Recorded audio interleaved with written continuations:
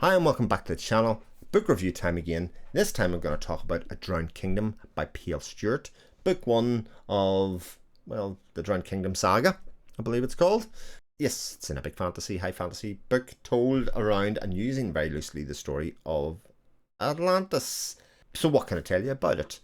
So in general, you have a story that follows one main protagonist, which is Othran, who is the younger prince or son of the king, and his journey through life essentially as what's happening him and his people, the Atlanteans, who see themselves as a very noble race. They see themselves as a very pious race. They see themselves as very much the center of the universe. They are the biggest power within the world, but they still, in very broad terms, as an allegory to the spread of religion anywhere along the world, they seek to go around and conquer the world and speak to people and convert them to the religion by murdering them. Yeah, okay, these are very well known traits of history, etc. Murdering them first, but convert them later, and kind of spread the good word of the one true God.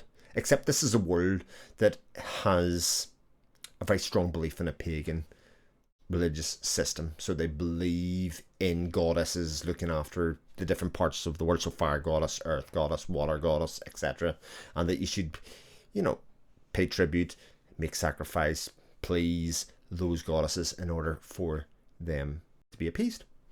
Except Othran is a very, like I say, very pious young man, and who very strongly believes in the one true God, and the one true God, if we can get everybody to convert to that, is right, and everything else is heresy.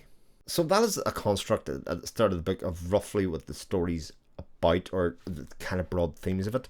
But what I will say about Drowned Kingdom is, and I don't really know the story of Atlantis well enough to know whether it's totally like for like, but it plants you, the reader, into the story, kind of jumped in, of something that's a very complex world. And I have to say, one of the real strengths of the book is how this amount of stuff that you need to know about the world is told you through constructs or through ways in which things created. Now, I'll give you a very good example of this at the start. So I've told you about the pagan belief system, I've told you about the one true God system, I've told you about the relationships of the Atlanteans to the rest of the world, I've told you about the younger brother. He's the younger brother, the second son to the king. The book starts with the heir to the king, the eldest brother, and him, both, and Othran going away to, and as an emissary to a group of people at the start. But first 3 or 4 chapters are about this, and within the storytelling, within their relationships and the way that they appear as emissaries, a lot of this very naturally appears. And I can't tell you how bowled over I was, especially for those first 3 or 4 chapters, where I went, oh my god, I understand so much about the history of this world. I understand so much about who these characters are.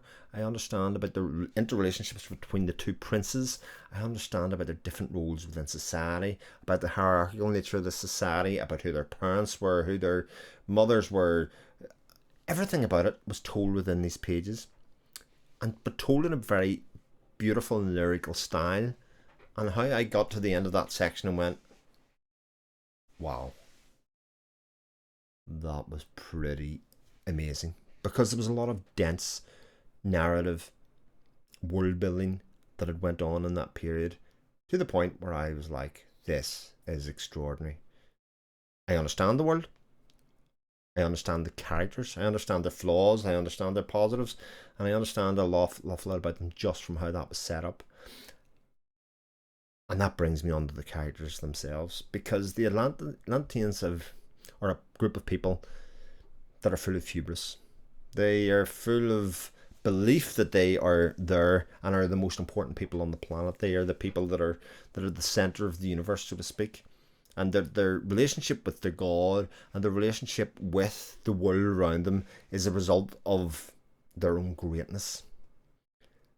And this creates some arrogant princes and arrogant people within the world. So not only just the princes, but their surrounding family, their uncles, etc.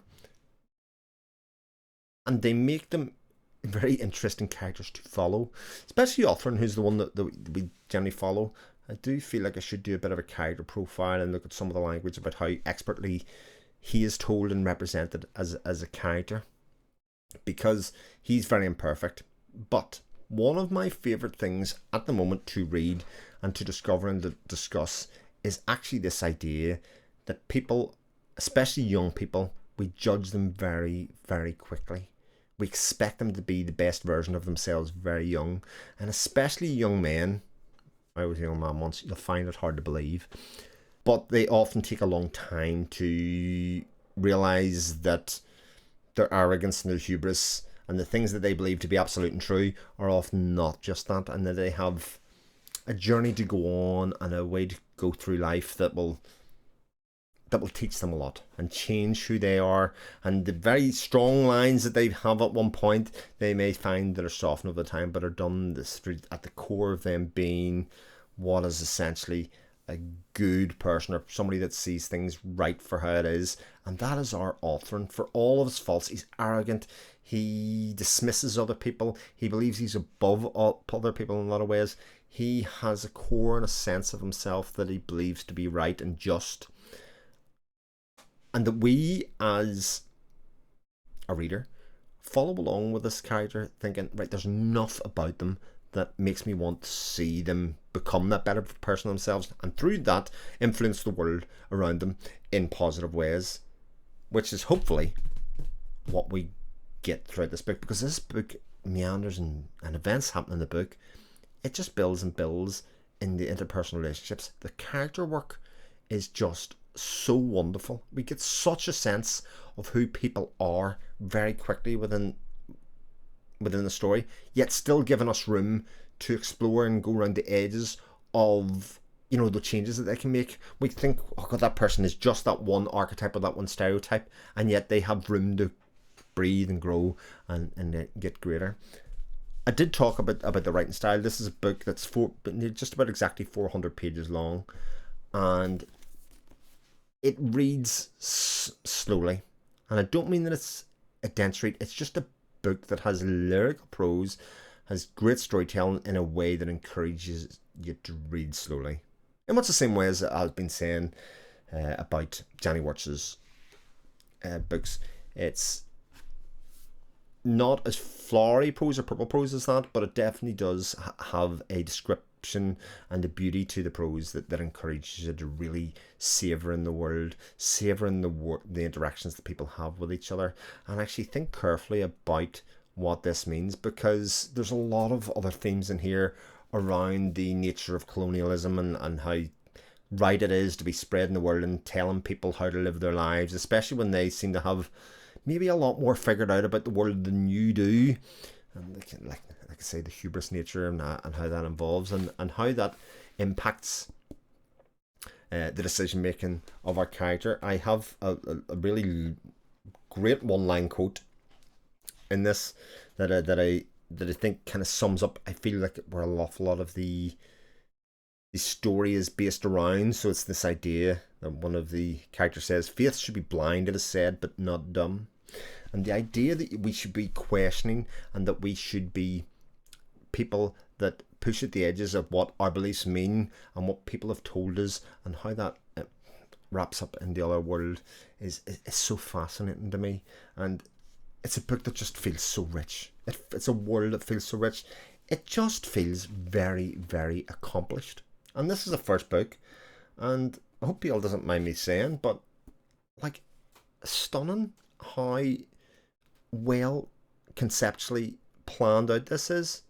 I'm trying to remember whether Peel has said whether he did it. I think he is a bit of a planner, but that definitely feels like that. But there's one thing to say events are going to be planned, but then also how do you navigate through those events so that it feels kind of organic, that it feels like things that could have happened in a world, but it feels like things that have possibilities, that it wasn't always predestined to happen this way. And there is a magic system within here that we're just starting to flutter our way through. We're starting to get an idea of what is happening in this world without it being totally explained to you. And ourselves and Othran and a lot of the characters that are in here, some of them have it more figured out than other ones.